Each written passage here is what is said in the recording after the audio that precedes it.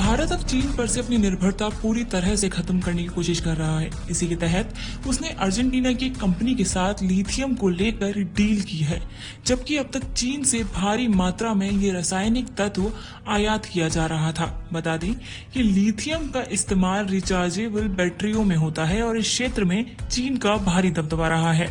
लेकिन अब उम्मीद की जा रही है कि भारत का अर्जेंटीना से करार चीन का दबदबा तोड़ सकेगा। मीडिया रिपोर्ट्स के मुताबिक साल 2019 में भारत ने लिथियम बैटरी का तिगुना आयात किया था। ये 1.2 अरब डॉलर था।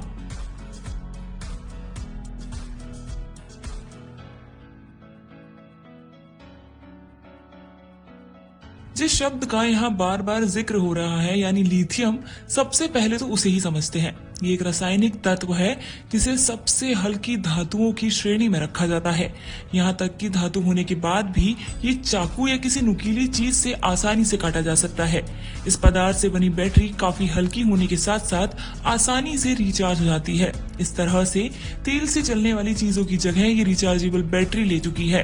इलेक्ट्रिक कारों और आजकल देश के कोने कोने में चलने वाले ई रिक्शा में इसी बैटरी का इस्तेमाल होता है। मोबाइल फोन भी लिथियम आयन बैटरी से चलते हैं, जिसे LIB कहते हैं। इस बैटरी के कारण करोड़ों सालों में बनने वाले जीवाश्म ईंधन पर हमारी निर्भरता कम हुई, जो कि सबसे बड़ी राहत है।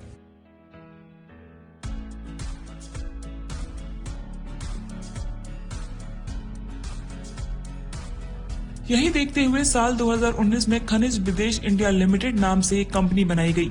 ये कंपनी 3 सरकारी कंपनियों को मिलाकर बनाई गई। इसका मकसद लिथियम जैसे तत्वों को विदेशों से खरीदना है, ताकि एनर्जी के क्षेत्र में देश पूरी तरह से आत्मनिर्भर हो सके।